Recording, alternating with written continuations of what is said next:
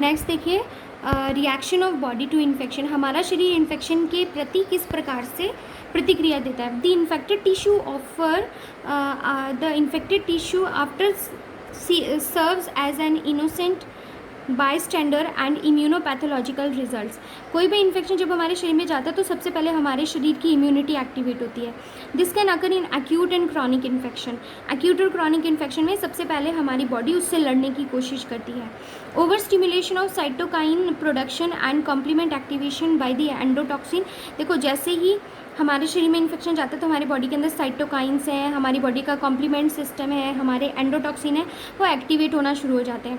Tissue injury होती है तो टिश्यू इंजरी से टॉक्सिन बनते हैं, ठीक है। In the absence of immunity response, जैसे अगर हमारे शरीर की रोग प्रतिरोधक क्षमता कम है तो हमारे बॉडी के अंदर जो इंजरी हो रही है उससे क्या सिक्रेट होगा, एंडोटॉक्सिन बनेगा, और ये एंडोटॉक्सिन हमारी बॉडी को ज़्यादा डैमेज करेंगे। Continuously generate antigens released from the persistent viable microorganism will subsequently elect humoral antibodies। यदि हमारे शरीर की इम्यूनिटी अच्छी है तो क्या होगा, इस माइक्रो ऑर्गेनिज्म के अगेंस्ट हमारी बॉडी में ह्यूमोरल इम्यूनिटी डेवलप होगी। ह्यूमोरल इम्यूनिटी का मतलब हमारी ब्लड के अंदर बी सेल मीडिएटेड इम्यून, मैंने आपको क्लास में भी बताया था, बी फॉर ब्लड और टी फॉर टिश्यू। तो ब्लड के अंदर जो इम्यूनिटी होती है वो बी सेल मीडिएटेड होती है जिसको ह्यूमोरल इम्यूनिटी बोलते हैं, और T cell mediated immunity tissues के अंदर होती है। तो जैसे कोई इन्फेक्शन हमारे शरीर में जाता है सबसे पहले B cell mediated immunity activate हो जाती है और एक्टिवेट होकर के उसको माइक्रो ऑर्गेनिज्म को डिस्ट्रॉय करने की कोशिश करती है। सर्टेन पुअरली डिग्रेडेबल एंटीजेंस, कुछ ऐसे एंटीजेंस होते हैं जो बॉडी पर अपना प्रॉपर इफेक्ट नहीं दिखा पाते या बहुत तेज़ी से इफेक्ट दिखाते हैं, जैसे न्यूमोकोकस हो गया, ठीक है, स्ट्रेप्टोकोकल सेल्वल होगी, कैन मेंटेन इम्यूनोपैथोलॉजी। ये वो माइक्रो ऑर्गेनिज्म होते हैं जो बॉडी के अंदर बहुत, हमारी इम्यूनिटी अच्छी हो तो भी उसके साथ लड़ते हैं, ठीक है। Even in the absence of persistent of live agent, भले ही ये मृत अवस्था में भी हमारे शरीर में चले जाएं, हमारे शरीर में जाने के बाद में ये हमारे शरीर पर अटैक कर देते हैं। Other bacterial antigen can cross react with the host tissue. कुछ बैक्टीरिया के एंटीजन ऐसे होते हैं जो बॉडी टिश्यूज़ के साथ क्रॉस रिएक्शन करते हैं और डेवलपमेंट और ऑटो इम्यूनिटी, और हमारे शरीर के अंदर जाकर के ऑटो इम्यूनिटी जनरेट करना शुरू कर देते हैं, ठीक है। And thus immune response can persist even after the infection and microbial agents are eliminated। और कभी कभार क्या होता है, ये माइक्रो ऑर्गेनिज्म हमारे शरीर से बाहर भी निकल जाते हैं लेकिन फिर भी हमारी बॉडी इम्यूनिटी बनाए रखती है। रेजिस्टेंस के प्रकार देखिए, some of the resistance of immune system of infection, किस तरीके से इन्फेक्शन जो है वो रेजिस्ट करता है। सबसे पहले extra cellular parasite, antibodies cause lysis of organism or their opsonization by the phagocytosis at which point they are rapidly killed।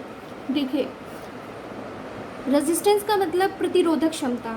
तो कोई भी माइक्रो ऑर्गेनिज्म हमारे शरीर के अंदर जाएगा तो किस किस तरीके से हमारा शरीर उसके अगेंस्ट प्रतिरोधक क्षमता पैदा करता है। पहले extra cellular parasite. Extra cellular वो पैरासाइट होते हैं जो किसी सेल की सतह पर ही अटैच रहते हैं, तो उन माइक्रो ऑर्गेनिज्म को भक्षण प्रक्रिया के द्वारा किल कर दिया जाता है। इंट्रा सेलुलर पैरासाइट वो होते हैं जो हमारी सेल के अंदर चले जाते हैं, उनको किल करने के लिए सेल मीडिएटेड इम्यूनिटी हमारी काम आती है। एक्सोटॉक्सिन्स कैन न्यूट्रलाइज, एक्सोटॉक्सिन वो होते हैं जो हमारे शरीर में कोई माइक्रो ऑर्गेनिज्म गया और उसने अपने जहर छोड़े, अपने टॉक्सिन छोड़े, तो उन टॉक्सिन के अगेंस्ट हमारी बॉडी में एंटी टॉक्सिन बनते हैं। उन टॉक्सिन को, जैसे जहर को जहर काटता है, तो अगर हमारे शरीर में कोई माइक्रो ऑर्गेनिज्म जहर छोड़ेगा तो उस जहर को शांत करने के लिए हमारी बॉडी एंटी टॉक्सिन छोड़ेगी। These can be elected using toxoid vaccine. और ये हमारे शरीर में कैसे पैदा होते हैं, हम जो टॉक्सॉइड वैक्सीन यूज़ करते हैं, वैक्सीन हम अलग से पढ़ेंगे, तो टॉक्सॉइड वैक्सीन के द्वारा हमारे शरीर में इस प्रकार की इम्यूनिटी पैदा की जाती है। इसका एग्जाम्पल है डिप्थीरिया, क्योंकि डिप्थीरिया जो है ऐसा बैक्टीरिया है जो हमारे शरीर में जाकर जहर छोड़ता है, टॉक्सिन छोड़ता है। तो डिप्थीरिया का जो टीका लगवाते हैं हम बच्चों को, वो क्या करता है, टीका अंदर जाकर के एंटी टॉक्सिन बनाता है।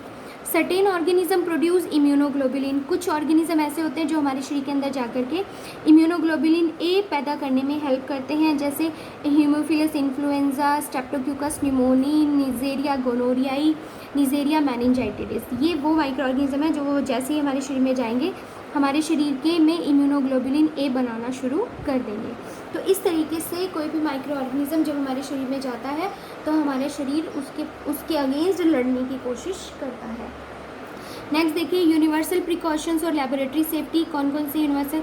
स्पेसिमेन में contain hazards, pathogen and must be handle with care. जो भी माइक्रो ऑर्गेनिज्म, जो भी आपने सैंपल लिया है उसमें माइक्रो ऑर्गेनिज्म हो सकते हैं या होते हैं, तो उनको हमें हैंडल विद केयर, हमें अच्छे से हैंडल करना चाहिए, क्योंकि अगर वो स्पेसिमेन कहीं फैल गया, फर्श पर फैल गया, हमारे हाथों पर फैल गया, तो हम अच्छे से कंटामिनेटेड हो जाएंगे। जनरल प्रिकॉशंस यूज़ करने हैं ताकि ब्लड बॉर्न पैथोजन, खून के द्वारा, ब्लड के द्वारा जो पैथोजेंस फैलते हैं वो एक व्यक्ति से दूसरे व्यक्ति में ना फैल जाए। मान लीजिए किसी का कंटामिनेटेड ब्लड है, हमारी बॉडी पर चोट लगी हुई है और वो कंटामिनेटेड ब्लड हमारे बॉडी पे गिर गया है, तो वो इन्फेक्शन हमारी बॉडी में चला जाएगा। पर्सनल प्रोटेक्टिव मेजर्स यूज़ करने हैं, पीपीई, जैसे हमें cap, mask, gloves, goggles, shoes, shoe cover, ये सब चीज़ें पहनकर रखनी है। स्पेसिमेन कलेक्शन के जनरल रूल्स क्या क्या हैं? क्वांटिटी ऑफ स्पेसिमेन पर्याप्त मात्रा में होनी चाहिए, मतलब सैंपल की जो मात्रा है वो पर्याप्त होनी चाहिए। सैंपल जो है वो अप्रोप्रिएट जिस जगह से लेना है बॉडी के वहीं से लेना चाहिए। स्पेसिमेन को दूषित नहीं होना है, उससे बचाना है। स्टीराइल कंटेनर लेना है, एसेप्टिक कंडीशन फॉलो करनी है। स्पेसिमेन को हमेशा जो है एंटी माइक्रोबियल ड्रग्स से पहले, मतलब कोई भी दवाई देने से पहले हमें सैंपल लेना है। सैंपल जो है स्पेसिमेन में भी सैंपल जो है इन्फेक्शियस हो सकता है, तो उसको प्रिकॉशन के साथ ग्लव्स, गाउन, मास्क, गोगल्स पहनकर हमें लेना है। स्पेसिमेन कंटेनर जो है उसके ऊपर अच्छे तरीके से पेशेंट का नाम, उसका कोड नंबर, स्पेसिमेन का सोर्स क्या है, कितनी तारीख को लिया और कितने बजे लिया, ये सारी चीज़ें सैंपल पर मेंशन करनी है। बाकी ये सारी चीज़ें और ज़्यादा डिटेल में आप लोग फंडामेंटल ऑफ नर्सिंग में रीड कर लेंगे। तो यहाँ पर हमने स्पेसिमेन का थोड़ा सा ओवरव्यू ले लिया है। अब हम नेक्स्ट यूनिट के नेक्स्ट वीडियो में नेक्स्ट यूनिट स्टार्ट करेंगे, यूनिट 4th इम्यूनिटी।